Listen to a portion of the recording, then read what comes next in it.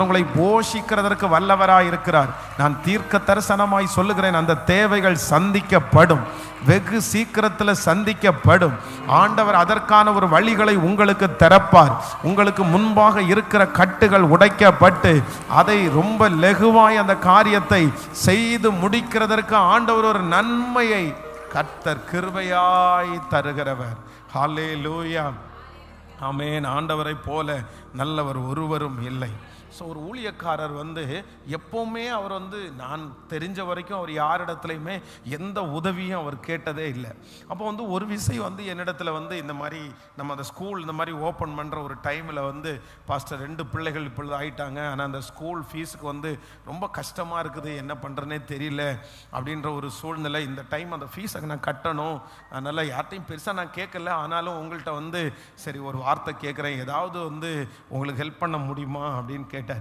அப்போ நானும் அந்த டைமில் நான் இருக்கிற சிச்சுவேஷன் ரொம்ப கஷ்டமானதாக இருந்துச்சு. சரி நான் ஒரு சின்ன ஹெல்ப் கண்டிப்பாக நான் பண்ணுறேன் அப்படின்னு சொன்ன உடனே எனக்கு டக்குன்னு ஒரு ஞாபகம் வந்துருச்சு. நான் இடையில பஸ்ஸில் அந்த டைம் பஸ்ஸில் ட்ராவல் பண்ணிட்டு இருக்கும்போது ஒரு பிரதரை சந்திக்கிறேன். அப்போ அந்த பிரதர் என்ன சொல்கிறார் அப்படின்னு சொன்னால், பாஸ்டர் யாராவது உங்களுக்கு தெரிஞ்சவங்க யாராவது குழந்தைங்க அம்மா அப்பா இறந்த குழந்தைங்க, அந்த மாதிரி படிக்க முடியாமல் அம்மா அப்பா இறந்து ஏதாவது குழந்தைங்க இருந்தால் சொல்லுங்கள், ஒரு குழந்தைக்கு ஆஃப் ஃபீஸ் வேணால் நான் கட்டிடுறேன் அப்படின்றது மாதிரி அப்போ சொல்லியிருந்தார்.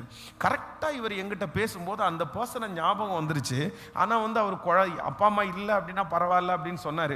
சரி என்னாலும் இவருக்காக ஒரு வார்த்தை கேட்டுக்கலான்னு சொல்லி அவருக்கு ஃபோன் பண்ணி, இந்த மாதிரி ஒரு பாஸ்டர் இருக்கிறாங்க, அவங்களுக்கு கொஞ்சம் ஹெல்ப் தேவைப்படுது போல், நீங்கள் ஏதாவது ஐடியாவில் இருந்தீங்கன்னா வேணா அவங்களுக்கு அந்த ஹெல்ப் பண்ணலாம் அப்படின்னு சொன்ன உடனே அவர் சொன்னார், பாஸ்டர் இல்லை எனக்கு கொடுங்க, அவங்களுடைய நம்பர் கொடுங்க, நான் பேசுகிறேன் அப்படின்னு சொல்லிட்டு வாங்கி, ஒரு ஆச்சரியமான விஷயம் என்ன அப்படின்னு சொன்னால், 5 வருஷத்திற்கு தேவையான ஃபீஸை நானே கட்டிடுறேன், உங்கள் பிள்ளைகளுக்கு ஒரு 5 இயர்ஸ் நான் உங்களுக்கு கட்டிடுறேன், நீங்கள் ஒன்றுமே இது பண்ண வேண்டாம் அப்படின்னு சொல்லிட்டு அந்த ஊழியக்காரர் அவ்வளோ சந்தோஷப்பட்டார். அப்போ நான் என்ன நம்புகிறேன்னா, அந்த தேவைகளை கர்த்தர் சந்திப்பதற்கு ஒரு மனுஷனை கர்த்தர் எழுப்புகிறதற்கு வல்லவராக இருக்கிறார்.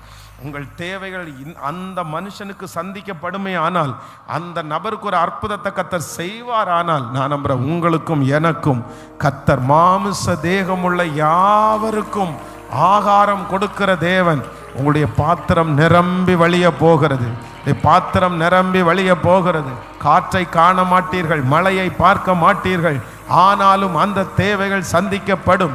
அந்த வீடு கட்டுமான தேவைகள் சந்திக்கப்படும். ஆமேன். அந்த படிப்பு தேவைகள் சந்திக்கப்படும். என் தேவனாகிய கர்த்தர் ஆமேன் என்னை ஆச்சரிய விதமாய் போஷிக்கிற கர்த்தராய் இருக்கிறார்.